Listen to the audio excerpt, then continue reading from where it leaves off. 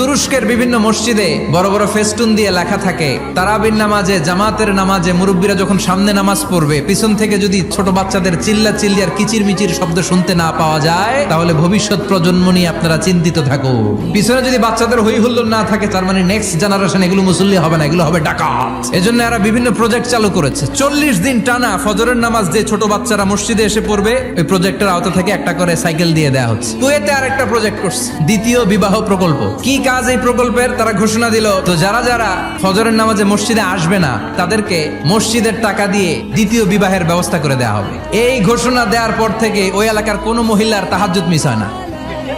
ফজর তো অনেক দূরে, তাহাজ্জুদের সময় থেকে হাজবেন্ডে ডাকা শুরু করে, মসজিদে যাও। অনেক দেশে তারাবি পড়েছি রামাদানে, ছোট বাচ্চারা পিছনে অনেক কিচির মিচির করে। হঠাৎ অ্যানাউন্সমেন্ট দেয়, বাবা মারা ছেলে মেয়েদেরকে শান্ত করেন। কিছুক্ষণ শান্ত, 2 রাকাত পর আবার চিল্লাচিল্লি। এজন্য ছোট বাচ্চাদেরকে মসজিদ থেকে তাড়িয়ে দেওয়া যাবে, এদেরকেও নিয়ে যান।